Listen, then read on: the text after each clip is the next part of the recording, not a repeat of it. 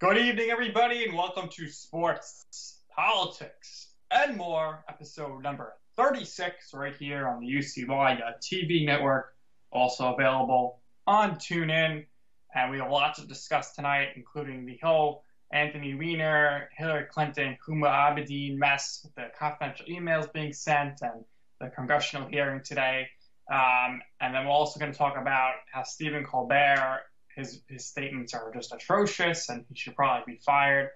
And we got to talk about WWE Payback, which was this past Sunday. And of course, Andrew, our field reporter, the phenomenal one, AJ Pollock, will be calling in to give us his top 10 types of bagels after that was requested 2 weeks ago to be the list. And he put a lot of work into this. He ate a lot of bagels. He did his research, and he's going to tell you all about that. And also, we'll have to discuss, some other happenings when we have Frank from Brooklyn calling in. Once again, he'll be back. He has a lot to say in the political world. And if you want to talk to us about anything, give us a call, 718-717-8296, or write to us in the UCY lobby chat. And we want to congratulate John Brown, the co-host of this show, on the birth of his child, Molly. And he's taking some deserved time off to spend with her this evening and his family.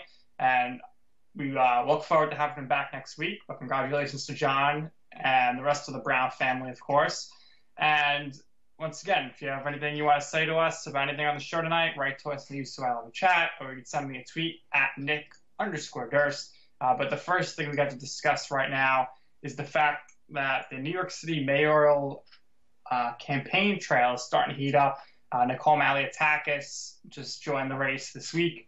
And yesterday afternoon, John Catsimatidis, who ran as a Republican last time, he had a message, and I'm going to play it for you now. Good evening. I have often said that I have one more race left in me. But after careful consideration, I talked to my wife, my daughter, my son. We have decided that the 2017 New York's mayor race is not going to be the one that I'm going to be in. My decision was based in part on the fact that the power of the incumbency in the city of New York is very hard to defeat. Even though I won't be a candidate, I will continue to speak out on the issues of the day on my weekly radio show, giving my honest opinion on what's right and what's wrong in our city, our state, and our country. I will continue to talk about our public schools. I went to public schools, how we can make them better because our kids are not getting what they need. I will continue to support the NYPD, the fire department, on everything that they do. We don't want New York to become Chicago. I will always fight to protect those with high taxes, red tape, and regulation. These are the people that are the lifeblood of our city, especially the immigrants that help create our city. And I want them to experience the American dream like I did. I'd like to personally thank my family, my supporters, my friends, who personally encouraged me to make this run. We evaluated it, and this is not the right time, but you never know. Stay tuned. Follow me on Facebook and follow me on Twitter.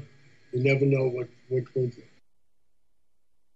So that was John Catsimatidis, who many people wanted him to run again. I would have voted for him, obviously. I voted for him last time in primaries. Then he somehow lost to Joe Lhota. And Joe Lhota I did not vote for, so I voted for de Blasio because Joe Lhota happened to run the MTA at the time. And I said, wow, this is not going to be good news for New Yorkers. The MTA is going to continue to screw the New Yorkers under Lhota. And little did I know they were going to do that anyway under de Blasio. We welcome in now our political field reporter, expert in many things, that's for sure, Andrew. And Andrew, we know you did support John Catsimatidis last time, and you still support him, but he's not running. So are you still supporting Bo Dietl? Well, can I be honest with everybody here on the air? Because I need to get this out. Because the other day, Bo Dietl met an anti-Semitist. Terrible. Yes, so I'll give everybody the details. So let's go all the way back to 1991. Basically, Al Sharpton hated the Jews because the Jewish guy ran over a black kid, got medical attention first. The black kid didn't get medical attention. So Andrew, when this goes back to like your early childhood or before birth, correct? I just said 1991. Well, you cut out, so we couldn't hear you. So I want to make sure everybody could hear the dates out there. But continue. Go ahead. All right, so as I was saying, in 1991, the black kid didn't get any attention, but the Jewish guy in the station wagon got attention after the black kid was repairing his bicycle in Brooklyn. So basically, Al Sharpton was involved in it. In Crown Heights, Brooklyn, there were 2 days of rioting, all because of Al Sharpton's hated rhetoric towards Jews. Right. So Al Sharpton, obviously, probably the most corrupt person in the world. And if anybody that he supports, you really don't want being a political figure, isn't that right? Well, I'm going to be honest. Al Sharpton ran for president in 2004. I didn't think he was going to be the nominee because people don't support Reverence as president. Listen, Al Sharpton is insane. So, there's no chance that anyone ever vote for him. And now, did you see that Nicole Maliotakis is going to run as a Republican for mayor now? Wait, who's running now? Nicole Maliotakis. Who's she? She is a representative, assemblywoman, represents Brooklyn and Staten Island. She's a Republican. Do you know who she is? I've heard of her as a Staten Island resident, yes. Oh, okay, good. All right. Now, I'm asking any challenges to any Republicans who are running for mayor of New York City. If you support the National Action Network, you will not get my vote. Okay? Right. So, and another thing Bo Dietl said last week was he said a black female judge looked like de Blasio's wife, First Lady Charlene McRae. So, I mean, I don't know. Is Bo decided yet if he's running Democrat or Republican? Because he's not winning anything if he's going to run as independent. He is an independent, and I've analyzed Bo's situation the past couple of days. I honestly feel that he's been getting very, very bad press. And at this point, you see that he's aligning himself, especially Jewish people, because Jewish people still have these plugs, these Al Sharpton anti-Semitic comments. They are not in any way going to vote for Bo. Well, Orthodox Jews. Now, obviously, very, very controversial. What did you think of Bo Dietl when he was in the Wolf of Wall Street?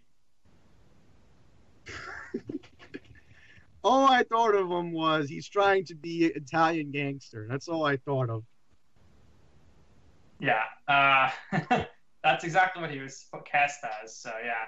And then Otto says Chelsea Clinton should be mayor just because she was on the cover of Variety magazine does not mean she's going to run for mayor. I don't think she's going to. But back to Nicole Maliotakis real quick. If she was elected, it would be the second Staten Islander to ever hold a citywide elected office, and the first since the Great Depression. And maybe that would help the Staten Island community because they're the forgotten borough and they have terrible transportation. And I'm a Staten Islander. You know this because you have cousins on Staten Island, right? And not to mention one of my cousins from Staten Island's getting married this weekend. Right. And if anybody that follows Andrew on Snapchat at Andy's Randomness, he got a haircut this week for the wedding, and he's getting ready. Andrew Sports Fan is actually my Snapchat name. Andrew Sports Fan. Okay, your old name on every platform is still your Snapchat's name. Now, where is this wedding? Basically, it's going to be near Syracuse. Syracuse? Oh my gosh, that's going to take you forever to get there. Well, you ever hear of a place called the Turning Stone Casino? No. That's where it is. Seems like a far drive, Andrew, but we wish you the best of luck. And another thing that was Hang on. what was that? Did we lose our field reporter? Unbelievable that this kid would hang up right in the middle of his own segment. So if the execs are listening here, maybe after all, maybe Andrew doesn't deserve his own show. Hang on. Sorry about that. My mom was telling me something important. Man, this has got to be the only show on UCLA Network where our field reporter gets interrupted so much. Oh. Right? Yeah, most people never heard of it because the thing with downstate New Yorkers is they're only familiar with the Atlantic City casinos. Atlantic City is a total dump. Oh, now it is. Or the I don't know Pocono anybody likes to go there. All you could do is go to the buffet, which is great, walk on the terrible boardwalk, or gamble. There's nothing to do there. Well, they have that Ripley's Believe It or Not museum. Is it still there? It's still there. Interesting. All right, well, something you could do in Atlantic City, if you're sleeping over, you get there early, is you can grab a bagel. But obviously, New Jersey does not know anything about bagels. The best bagels are from New York. Isn't that right, Andrew? Exactly. Nobody does bagels better than New York. So why don't you tell everybody what tonight's 10 of 10 is? All right. So this week's 10 of 10 list is top 10 best bagels. All right, and tell everybody how you conducted this research to decide this list. Well, one of my favorite bagel places is a Long Island chain called Bagel Boss. And basically what happened was I go there a lot, and I'm very familiar with the selections, obviously. So that's how I came up with this. All right, so how many bagels on a week average do you have, or a monthly average? Well, bagel-wise, I'd say 4. So that makes about 1 bagel a week. Interesting. Okay. All right, so let's take it away. You're doing the research, you're getting these bagels while at work. There was even once somebody first there was a little incident that was in your way when you were trying to get your bagel last week. All right. I'll talk about it. So I think this was last Tuesday, and I didn't go into Manhattan because my schedule was so messed up last week, and plus it was raining, so I couldn't go to Manhattan. Oh, my stuck in the rain. So, Andrew, what is wrong with your microphone? Are you going through a tunnel? is my mic acting up again? Yeah, no one can hear you, man. Okay, I'll back it up. That sound better? Yeah, but if it cuts out again, it's a major issue, and the listeners are not happy. Otto and Grump. Grump's getting really grumpy over your audio issues every week. Grump. Okay. So I'll make the story shorter. Basically, me and my friend Matthew were driving down Lakeville Road, right by where I work, obviously, Northwell Health, because I had the day off, because I do 2 days a week at LIJ. So basically, story goes, we're passing by Lakeville Road to get to Union Turnpike, where Bagel Boss is, where it's a big shopping center.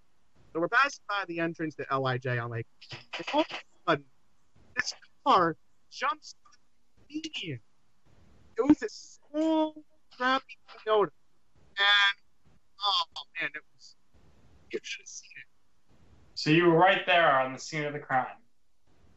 Oh boy.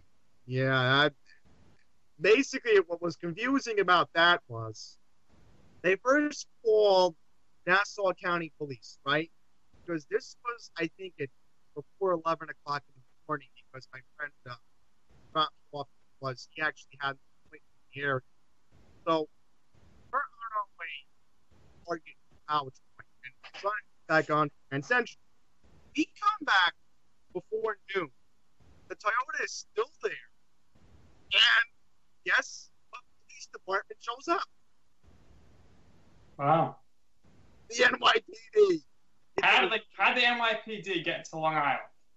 Well, this is going to be a funny story, and me and my coworkers somehow think this is a messed up theory about how, our hospital should be a Nassau County building. But story goes, Long Island Jewish Medical Center. My office that I work with, three nice ladies, by the way, if they're listening. They don't fail. Well, basically, three ladies I work with. Yeah, well, no, Andrew, I'm sure this is a great story, but nobody could hear a word you're saying, so let's just move on to the bagel list. Number 10. All right, then we'll talk about my theory. All now, right. The way you're talking right now, talk just like that, right into the mic. We can hear you finally. Okay, good. So let's get the list over with, then we'll talk about my theory about Northwell being an inaccurate building. Number 10, plain bagel. Plain bagel, okay. Can't go wrong there. Now, plain bagel, what do you put on this? Butter, cream cheese, peanut butter, jelly. What do you put on your plain bagel? I like cream cheese. Cream cheese and plain bagel. No debate there. Number 9. Okay, poppy seed. Poppy seed, all right. Now, you still using cream cheese for poppy seed or what? It depends if I'm in the mood or not. All right, so poppy seed, most of the time you're probably going to stick with the cream cheese, I guess, if you're Andrew. Now, poppy seed, though, they say if you eat a poppy seed bagel, you'll fail a drug test, which is pretty crazy to think. Oh, boy. All right. Number 8. Sesame. Wow, sesame really low here. Why? I like sesame bagels. I usually put butter on them, but I also put sometimes eggs or cream or eggs or chicken salad. Really good. All right. Number 7, onion. Onion bagel. Very good. Makes your breath smell bad, but it tastes delicious. So what are you putting on your bagel? Do you ever eat your bagels plain, or you always put a condiment on them? Well, if it's an onion bagel, I'll eat it plain because cream cheese just doesn't go with onion bagels. All right. You ever have the vegetable cream cheese with onions in it? My mom is a very big fan of that. I gotta tell you, Andrew, it's delicious. You gotta try it. I take your word and I take my mother's word then. Definitely should. All right, next up on the list. Number 6. Garlic bagels. So you go from onion, and now you got garlic. So looking pretty good here. Now, what do you have on the garlic bagel usually? Well, it's another bagel. I prefer plain. See, I could never eat a bagel plain. I don't know how you do it. To me, it would be too dry. No, none of it's garlic or onion. All right. I mean, it's not too moist, but I guess everybody has their own opinion here. All right, next up on the list. All righty. Number 5, egg and onion. Egg onion bagel. Okay. So is egg even on the list, or is it just egg onion for you? Well, if I'm in the mood, I'll put cream cheese on it. But it all depends on what my mood is. All right. Next up on the list. Okay, we're gonna go to number 4 now and stick with everything egg. Everything egg. Delicious. I mean, just fantastic right there, Andrew. That's a really solid one. And you're eating that plain too, because it has all these ingredients on it? No, I actually put cream cheese on it. All right, there we go. Because I was gonna say, if you eat everything egg bagel without anything on it, I don't know how you could do that. Now, what are you drinking usually when you have your bagels? Well, my side is potato chips, but if I'm drinking something, it's usually soda. So, Andrew, it's breakfast time. You get your bagel, you get a side of chips, and you crack open a can of Coke at 9 a.m. No, no, no. If I have a bagel in the morning, what I'll do is I'll have orange juice with it. All right, all right, all right. Next up on the list. Okay, number 3, plain egg bagel. Plain egg. All right, all right. All right, pretty good. And I'm guessing you put cream cheese on that. Um, I'd say yes. All right, all right. So, it seems like you're not a big fan of butter. I actually like butter. I can't believe it's not butter, but you don't put it on your bagels. No. Usually, if I do butter, I do Smart Balance. All right. So Otto was saying that someone has the personality of a Ziploc bag of mayonnaise left in the sun for 5 hours. Do you ever put mayonnaise on your bagels? Well, I normally don't, but that's a good idea for Mono. All right. Next up. Number 2, cinnamon raisin.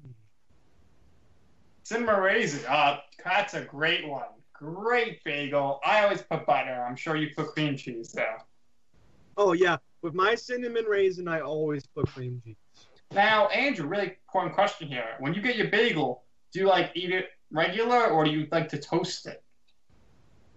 I'll get it toasted. All right, so a toasted bagel, cinnamon raisin, wheat or cream cheese. And here we go, the number 1 bagel. It's an everything bagel. So you got everything and the egg everything. Now, what made a regular everything so much higher than an egg everything for you? I guess because I like the not too eggy. That's the thing. You don't like egg too much. All right. So safe to say you would never have eggs on an egg bagel. I have to really think about that. All right, Andrew. All right. So there you had it. That's the 10 out of 10 for this week. And if you have any suggestions in the future for what you want to hear for the 10 out of 10, let us know. And that's exactly how we got this list. And there you have it, the 10 out of 10 for this week. The top 10 bagels. So, Andrew, before we started the list, you were telling us how the NYPD ended up in Long Island. So please let us know how that happened. All right. So basically, this is a messed up theory about Long Island Jewish Medical Center that most people agree with me, including my coworkers. Basically, Cohen Children's Hospital is in Queens. The office that I work in is on the border of Nassau and Queens. I know, that sounds a little bit crazy to even be saying technically where I'm situated. I'm right by 270th Street by 76th Avenue. Basically, the main building of Pat's Woman is in Nassau County.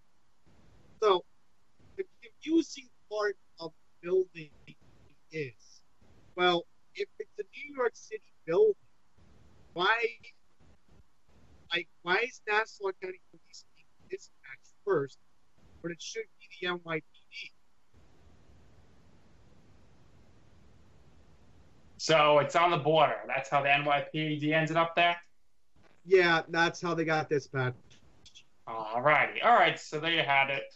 That's what happened. Now, Otto wants to know, how did you leave off flat Mexican bagels off the list? I don't know what those are, but another good bagel, Andrew, is pizza bagels. Oh, I love pizza bagels. I'm sure you do, man. So I'm a little surprised you don't have that there. I love pizza bagels. All right, so we just have Frank call in, but it looks like he's doing his usual and he's missing in action.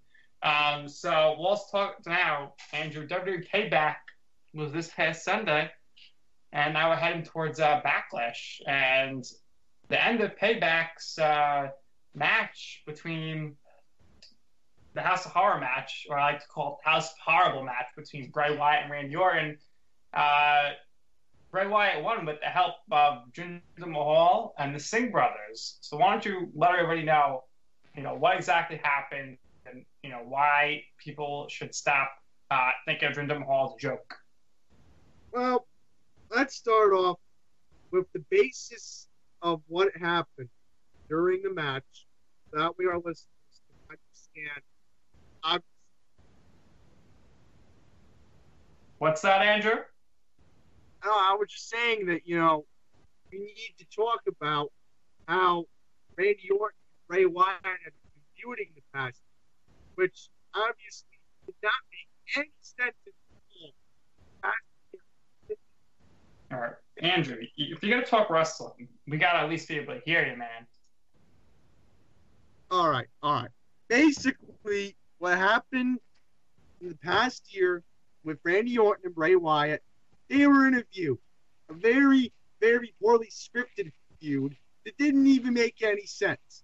The only highlight of it was when Randy Orton burned the ashes of Sister Abigail. Yeah, I mean, the whole thing leading up to WrestleMania, it was just so dumb. All the matches were so bad. All right. So let's go into the fact that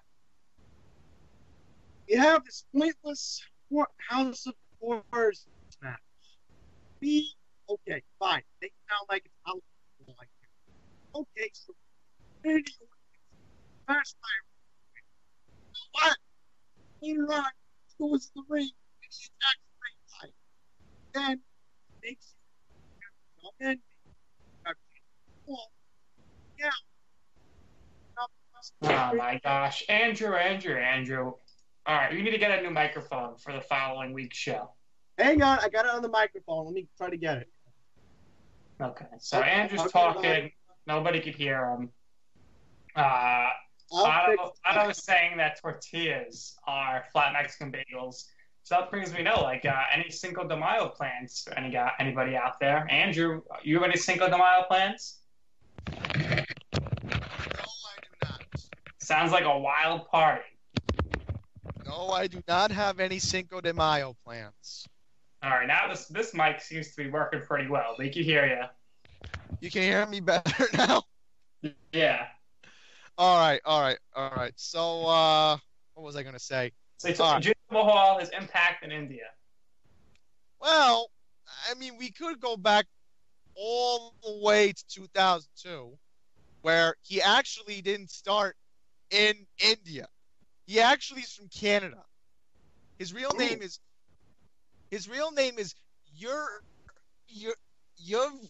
I can't even pronounce this. Yurdrav Singh Desi. Interesting. He's not even Indian. Well, he's probably Indian. He's just not a native Indian. Oh, wait a minute. It says he's billed from India. He's billed from India. He's probably Indian, but he's not from India. Yeah, he's from Calgary, Canada. Ooh, all right, interesting. But I mean, this still have a big impact in India. Like, look at the Great Khali. They love them over there. Yeah. Well, here's the thing with Randy Orton and Bray Wyatt. So basically, they're in the ring. Jinder comes out. The Side Brothers come out. Basically, they help Bray win the match. Who cared? Yeah. Well, I think a lot of Indians care. Well, I mean, the Indians care, yes, but in the storyline, I don't think the ending to the Bray Wyatt Randy Orton story didn't make any sense. I feel that they're building up Jinder, and I feel, and you agree with me on this because we've been texting about it for the past week now, that he is going to win the belt at Backlash. Well, the whole Orton Wyatt thing was just terrible. So luckily it's over. Now, if Mahal wins the belt, which I'm not too sure he's gonna, because Randy Orton never wins. I mean, who would be the perfect candidate to beat him? Well, let's look at Jinder's accomplishments. Basically nothing. He hasn't done anything except win a tag team championship twice in Stampede Wrestling. Well, he was also in a great stable 3-man band. Okay, that was when he was underrated. Now he's somebody. That's when he totally sucked. Well, you want to know why they're building up Jinder? I know why, but why don't you tell everybody else? All right, I'll tell everybody. Because they want Mojo Rawley to go after him. Mojo Rawley? Oh, and Gronk? Gronk's going to come back? I wish. That'd be awesome. But, yeah, basically what happened was Jinder was the runner-up in this year's Andre the Giant Battle Royal. Basically what happened was Roman Gronkowski helped Mojo win the Andre the Giant Memorial Battle Rumble. Basically what happened now was Jinder got pissed off. He basically was in a six-pack challenge a couple weeks ago on SmackDown Live. Basically, the Side Brothers helped him out and became the number one contender for the WWE Championship. All right, so you think Mojo Rawley is going to be the next champion if Jinder wins after Jinder? No, I don't think he will. I just think that they're building him up for a feud. All right. What about Zack Ryder? I think that could happen only if he wins Money in the Bank. He could be back. I think he's going to be back for Money in the Bank. But you think he'll be in the match? Listen. I think Zack Ryder should be in that ladder match. There's no excuses. When Shane McMahon says that we give opportunities, he better give that opportunity to Zack Ryder. Listen, that is very, very true. Very true. I think if you're underrated in WWE right now, I think SmackDown's a better chance for you to get an opportunity. Maybe. But now, how about Raw? How'd you feel about Backlash as a whole? All the weeks on Raw leading up to it, they're just talking about The Miz and how The Miz is awesome and he's doing his Miz TV, fighting with Ambrose, and then Miz doesn't even have a match and Ambrose isn't even on the pay-per-view. Isn't that really stupid? I honestly think that so far for calendar year 2017, this had to be the worst pay-per-view of combined both Raw and SmackDown brands. Had to be hands down. This pay-per-view didn't even make any sense. It was very bad.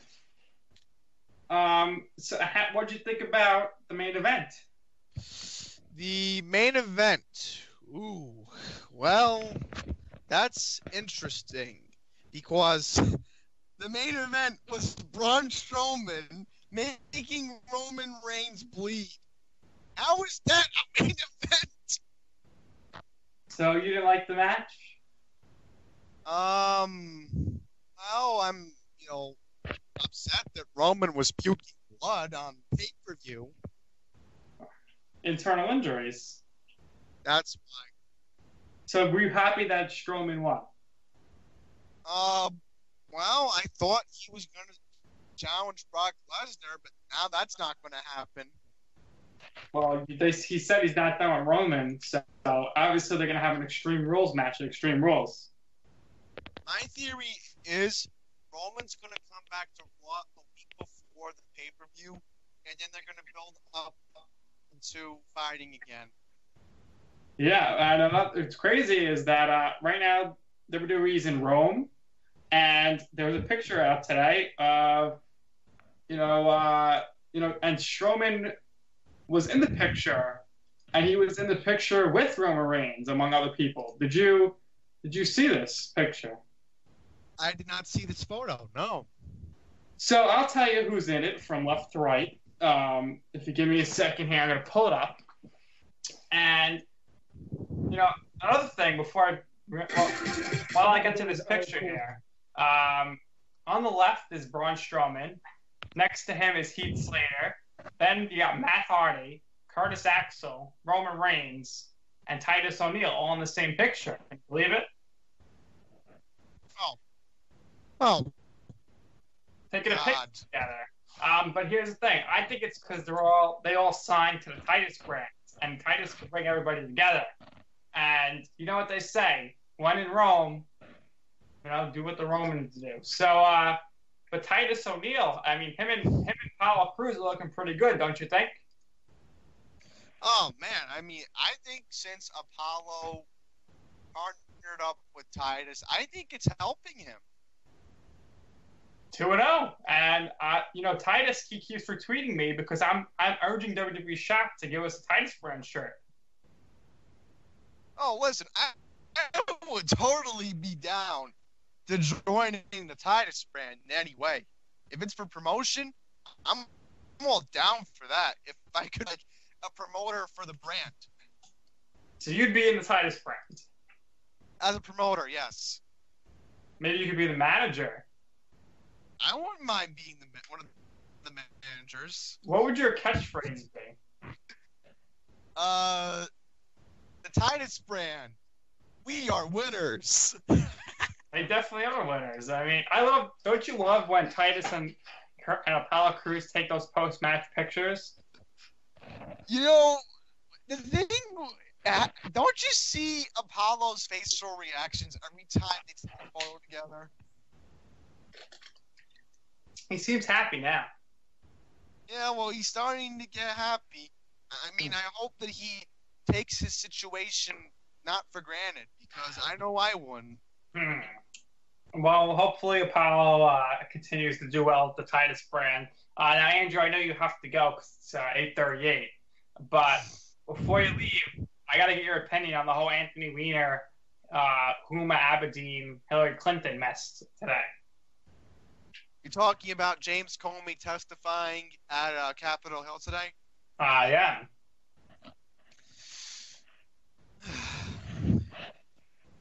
This election, in a nutshell, again brings us to the giant douche in the turd sandwich, where we ended up with James Comey being in this picture. Basically, what happened here was he testified today, and all these Democrats said, well, listen, you ruined the turd sandwiches campaign and you let the giant douche win, even though you were letting the giant douche win. Wait. Let me rephrase that. Helping the giant douche win. Because basically, the turd sandwich was involved with her email scandal, and she was also...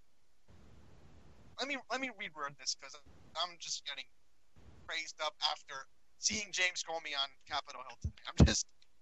It still baffles me that these Democrats, getting to the main point, Democrats we're asking Comey all these questions. I'll say it is that.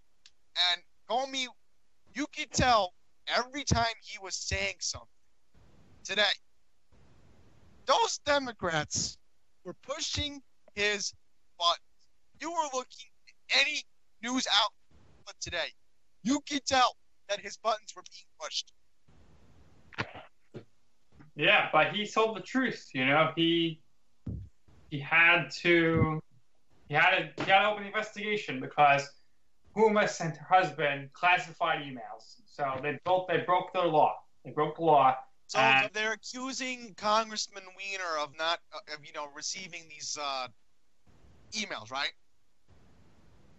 Well, they're saying Comey was saying he had to open the investigation because they found out that Weiner did get the emails. Oh, so Congressman Weiner did have them. Yes. Oh, I'm not surprised because Uma is desperate for attention. Yeah. So Uma's political career and Weiner's political career are toast. Oh, they definitely are. They definitely are. Yeah. Now, did you see Fire Colbert tweet trending today on Twitter? Wait, Colbert for the obscenity, right? Are you talking about the obscenity that he said? They said to fire. Yeah, he was saying bad things about Trump. Oh my God! If anybody was on the Drudge Report today, it was all over the front page today. Tell everybody about it. Well, basically, I'm not gonna say what he said because then I'll get in trouble for it, but basically, Stephen was accused of saying some very vulgar stuff he wasn't supposed to on TV. CBS found out about it. CBS made a very big deal about it. And now all of the media is picking up on the story, including the Drudge Report. Yeah. So I think Colbert needs to be fired. What do you think? Well, I have to review what he said because I've been reading about it all day today. I have not even seen the video. He basically compared Donald Trump to like cancer patients or something. It was disgusting.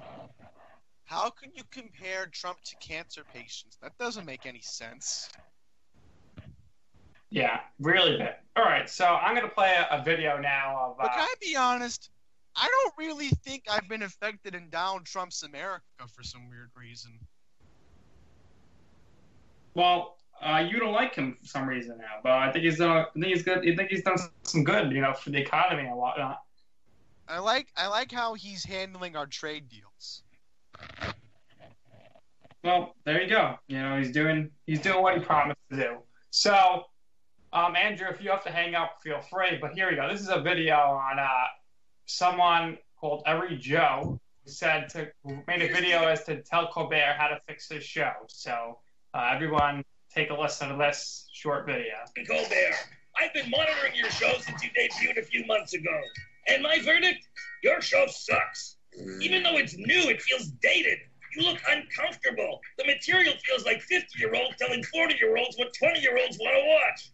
But it isn't hopeless. I'm here to help. I started my own late-night show for 17 years in Canada. We were syndicated around the world and beat Leno and Letterman in head-to-head ratings. So I'm not talking out my ass. That would be more like a weird Senior Wences. First of all, you started with two problems. You followed an established host who cultivated an audience that expected a particular tone to the comedy. For viewers, it's like going to their favorite Greek restaurant and finding it now serves Thai. And you were well loved on your previous show, The Colbert Report, where you named your character Stephen Colbert. So people fell in love with that Stephen Colbert, and now we're watching a different Stephen Colbert. It's like a version of Spartacus, but there's only two of you. Kind of weird. And there's more. Your writers. The jokes they write for you suck. They feel like they come from the discount bin where other shows throw their cast off. Also, your sketches are crap. It doesn't feel like you. You look uncomfortable doing them, like burlap thong uncomfortable.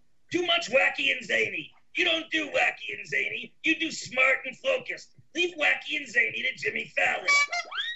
Also, act your age. You're older than Fallon and Kimmel, so don't try to compete with their material. So that means no more cutesy shtick about the internet. Target the audience in the older demos, the ones closer to your age who actually watch TV and have money to buy things. But all these are symptoms of the bigger problem. It isn't your show. It's a generic talk show template. Letterman had the benefit of starting under the radar, and he built a show where every aspect was an extension of his persona. The humor had a voice and flavor. They started with Letterman and built outward. Your show started with the show and plopped you into it. You need to look at it this way, Steve. Can I call you Steve? You need to look at it this way, Steve. You're not trying to fill the hole Letterman left. You're doing the Stephen Colbert show. So here's some advice. You're an experienced interviewer. Work with that. Stick with politics and current events in your shtick and stay away from wacky. But good satire takes high standards to work. So deal with your lazy-ass writers. Rather than trying to dance to their beat, feel free to break the standard talk show rhythms. The show is about you, so make it feel like you. And don't be afraid to bust some heads to get things on the right track. Your show has your name all over it. If it fails, you wear it, while the talentless schmucks who killed it get to slink off under the radar to their next jobs. There, I just offered you free what consultants charge thousands of dollars for. The first dose is free. Any more after this, you know where to find me. And I suggest you do. So that's Every Joe on YouTube. I think he's right. I think Colbert's show is terrible. It's cringeworthy. Do you watch any of his show, Andrew? I actually do not watch any late night television. He's horrific. He's just terrible. It's hard to watch him. It really is. And that's why it's also hard to watch Fallon, and it's very hard to watch Kimmel.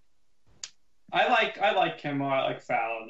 They're not as political as Colbert. Colbert just talks about Trump like every second of the show. It's disgusting, and I'm sick of it. Yeah, I don't want to hear anymore. Exactly. And we don't need to talk about Trump 24/7. Okay. Yeah. It's bad. That's why we have One America Network to do that. Oh, no, we have Hopper saying our show is great, so thanks, Hopper HB. Happy birthday to you, I guess. Now, earlier Otto said Chelsea Clinton should run for mayor of New York City. So here's Vanessa Bayer from SNL making a joke about Hillary Clinton and Chelsea's response. Take a listen. Hey, we have some pretty amazing honorees this afternoon. Jessica Chastain, Gayle King, Blake Lively, yep, Sherry Redstone, and Chelsea Clinton. Oh, I gotta go. And they all have one thing in common.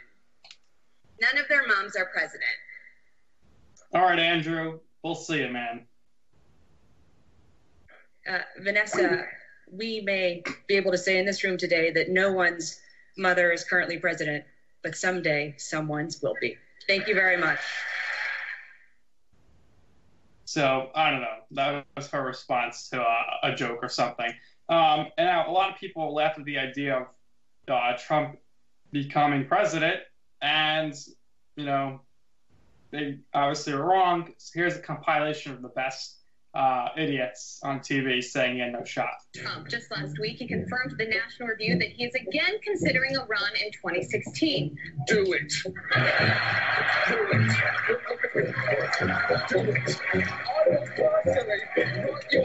This is that chump John Oliver from the UK who should not be talking American politics at all. Donald Trump has been saying that he will run for president as a Republican, which is surprising since I just assumed he was running as a joke. Seth Meyers, clown. People think that Donald Trump is a clown. Donald Trump is a clown. I mean, does anybody seriously think that Donald Trump is serious about running for president? Donald Trump, you know, he's a clown. The likely moderator apparently believes that Donald Trump is a clown. Which Republican candidate has the best chance of winning the general election? Of the declared ones right now, Donald Trump. And then Coulter was right.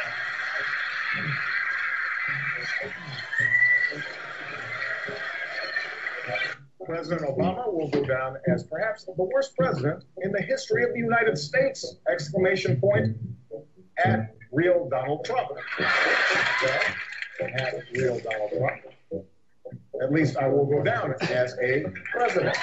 Wrong. Trump's president.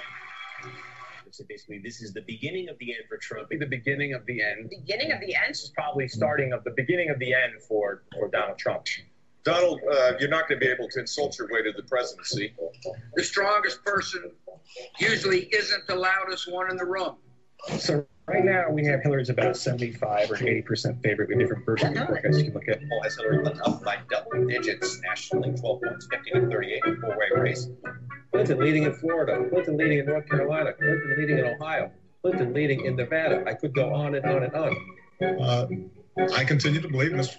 Trump will not be president. And so, right now, Mr. Trump, to answer your call for political honesty, I just want to say... Shut up, Stephen Colbert. You're not going to be president. Wrong. Colbert was wrong. Trump was super wrong. Come on, buddy. We'll make a projection right now. Donald Trump will take Ohio. Actually, I project Donald Trump will carry the state of Florida.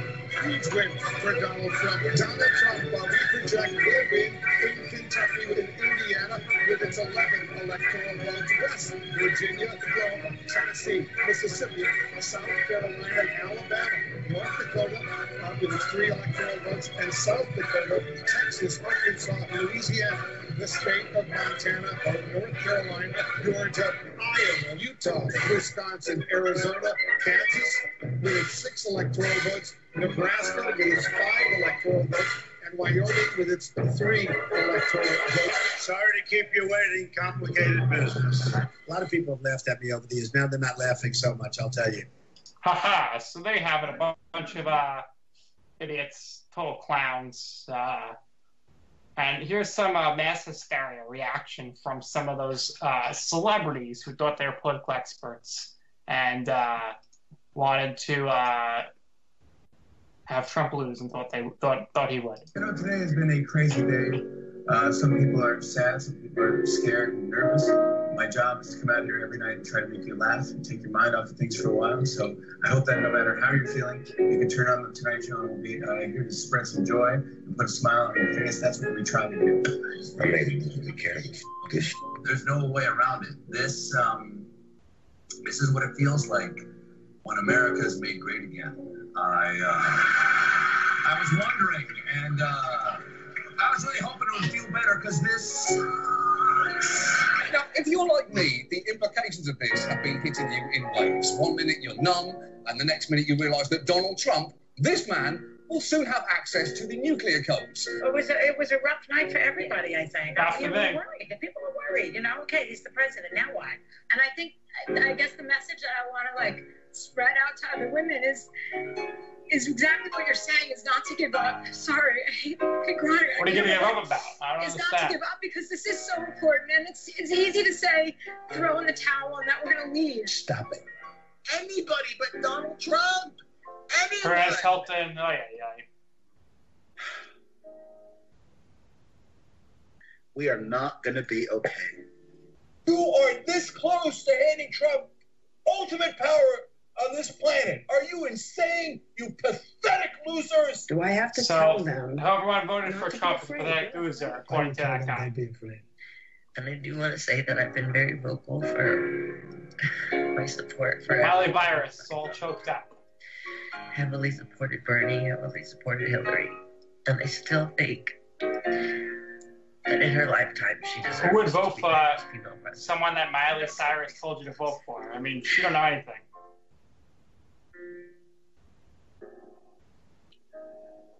Rachel Maddow, I mean, she was just crying, hysterical.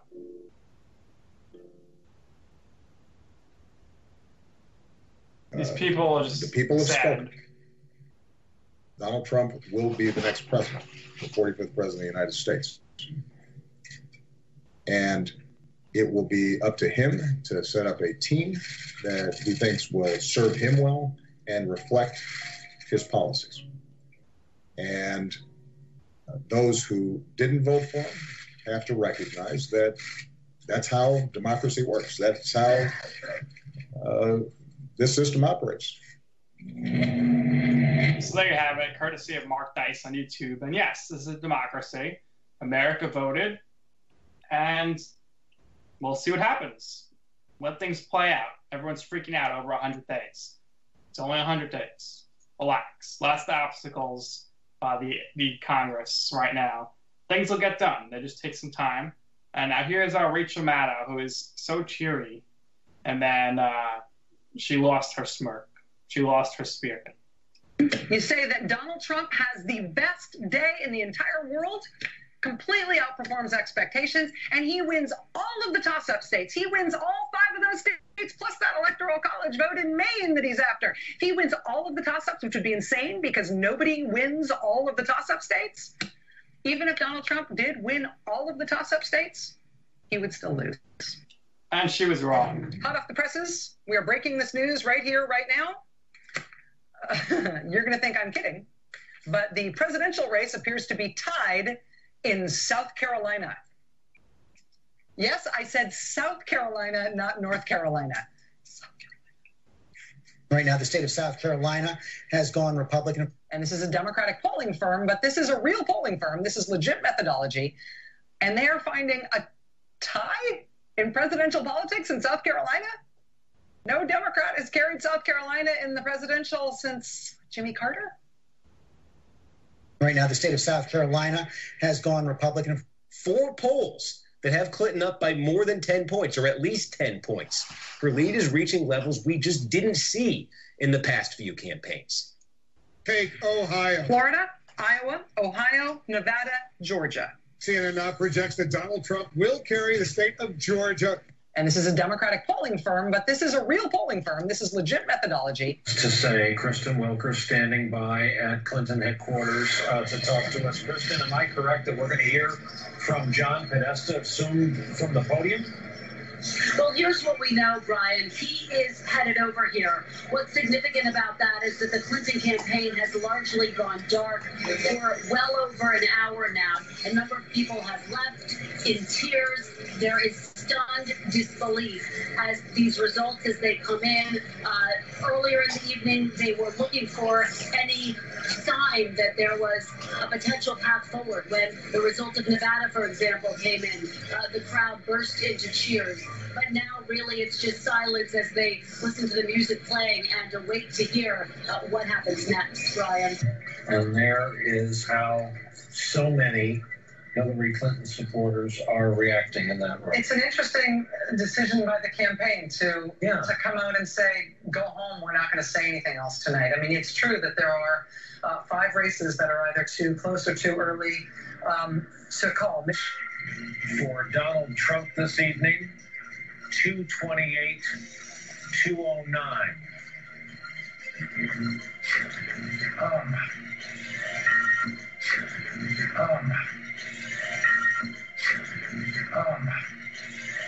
Kristen Welker covering the Clinton campaign. Kristen? Have now confirmed that Secretary Clinton has conceded to Donald Trump. This concession took place in a phone call. We anticipate just moments ago. And as we are awaiting Donald Trump taking the stage here, that is the news at this hour. Secretary Clinton has conceded to Donald Trump. So that's how it went down. And then you say that Donald Trump has the best day in the entire world, completely outperforms expectations, and he wins all of the toss-up states. He wins all 5 of those states, plus that electoral college vote in Maine that he's after. If he wins all of the toss-ups, which would be insane because nobody wins all of the toss-up states, even if Donald Trump did win all of the toss-up states, he would still lose. But he won, so there you have it. She didn't know what she was talking about. And that's basically how it always goes with her. We want to thank you for listening to Spam, Sports Politics and More, episode 36. And we will catch you all next week, right here on the UCY.TV network.